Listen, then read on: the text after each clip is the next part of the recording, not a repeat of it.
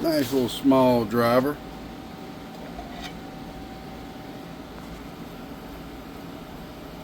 .454 2-pill. Now this is a special situation, as everyone knows. I am not taking in build orders, and I haven't been taking in build orders for a while I'm catching up.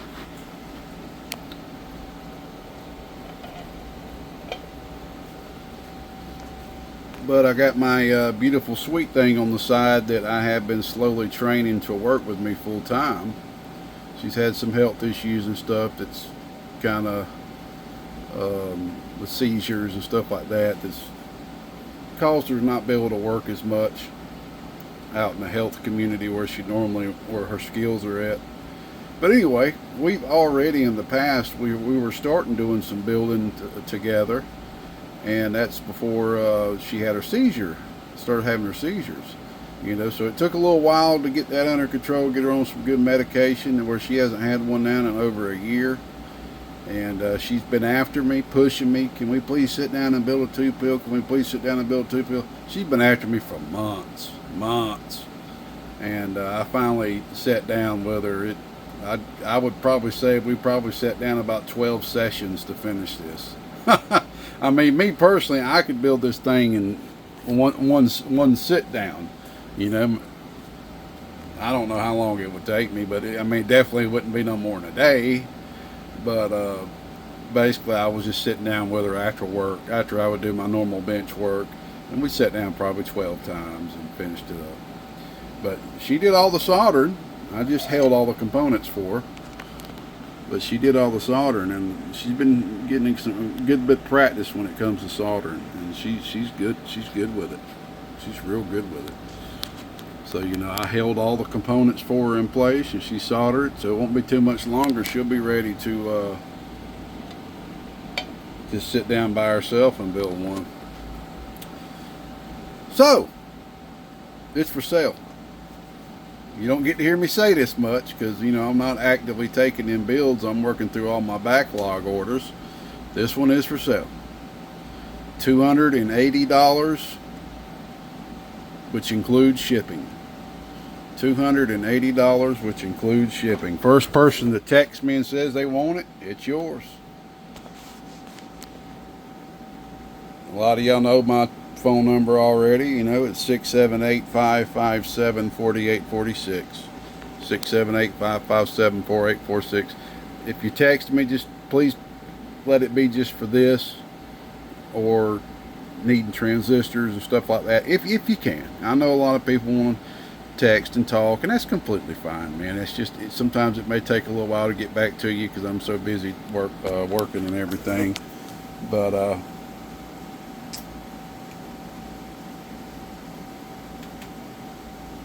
so we're hitting it with the bench radio. Now let me explain, I ain't got no labels made for this thing yet. You ain't got a lot of room. It's a compact box. This is your on and off. This is SSB delay on and off. And this is your attenuator on and off. So if it's down, that means no attenuation. If it's up, that resistor goes to ground. Gives you a little bit of attenuation. I'm going to do that a little different in the future. I'm going to use an actual real attenuator in the future. And what I really need to do is get me these exact switches that are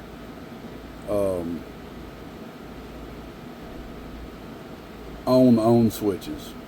This right here is an on-off switch. I need an on switch to be able to do a really cool little attenuating circuit that I've drawn out that really will cut this thing down completely in half. So anyway, we're driving it with about 16 watts or so PEP and 3 watts average is going into the box.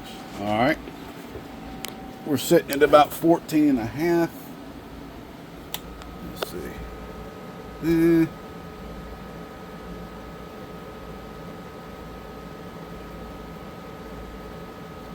All right, sitting at about 14 and a half. Here's the input reflect. Oh, that's the pass-through. I'm going to turn it on. Oh, That's a 5-watt slug, so this thing is nicely tuned on the input. 500-watt slug. This is PEP. Ooh, so that's right there about 280, 290 watts PEP. Ooh, that's just hitting it with 16 watts PEP. Here's your average power. Ooh, 100 bird, right dead nuts on 100 watts. Ooh, yeah. Ooh, yeah. All right. Put the attenuation on. Ooh, about 220. Ooh, about 75 watts. So there you go. 280, which includes shipping, takes it. There's one more thing I do. Like I said, I want to be completely transparent with everybody. This is the first time I've built using this particular kit, which comes from my buddy over there at Pride Electronics. And I did make a mistake, y'all. I'm never gonna make a mistake and act like I didn't. So when I drilled the heat sink to mount the front and the back on, I did it a little too low. Can you see? This front is supposed to be completely level with the heat sink. So what does that mean? Well, once I screw the lid on, you're going to see a very small gap right here and right here. But if you want to look at it in a more proper light, well, at least the transistor section is vented, right? At least it's vented, right? So you got a little ventilation going on where the air can come and go. But I just wanted to put that in there and be completely transparent. And give me a second and I will screw it on so you can see what it looks like where I'm talking about. Alright, so this is what I'm talking about with the little gap. So it ain't terrible. You know, it could be worse, of course.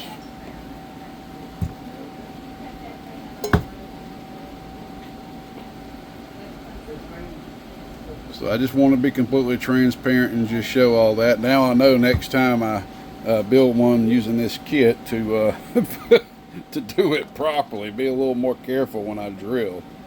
But you know, it's a nice little small driver, man. I think the next one I do, I think I want to do a 1446 with her, a 1446 2-pil. And this wire right here is some really cool wire. I don't know if a lot of y'all have heard about Superworm, but this wire is absolutely amazing. It ain't cheap, but you can sit there and take your soldering iron and just lay it on this and it will not burn through, and it's flexible.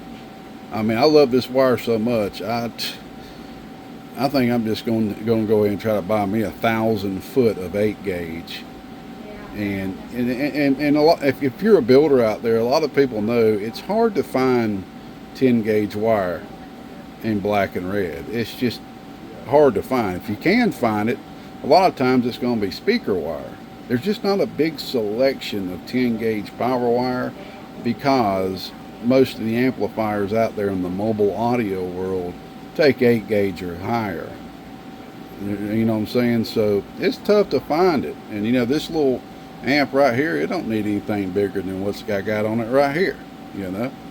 So yeah, I need to just buy me a bolt because I just love this wire. And the flexibility of it is just amazing. It really is. It's oxygen-free copper and it's tinned. It's tinned copper. I love it. I absolutely love it. I wish I could get one in blue, which I'm sure I could get some. It's a silicone style wire. But that's it, man. So let me go ahead and jump on out of here, and God bless out here from the old beautiful state of Georgia. So whoever gets this amp, I hope you enjoy it. I think me and her are going to do a 1446 two-pill next. I know we got a little case in there I've had for a long time. It's a candy painted homebrew case. We may do something in that, and I'm just trying to get her skills honed in. I don't want her to work on any work that's a new build, because all the new builds I pretty much have are real custom. I'm trying to ease her into stuff, and really don't have a lot of time to do much of this type of stuff with her because I'm doing so much stuff. So we've just been breaking it up in little tiny increments of time. 13 sit downs did this right here. Anyway, I'm good and going, y'all. 73.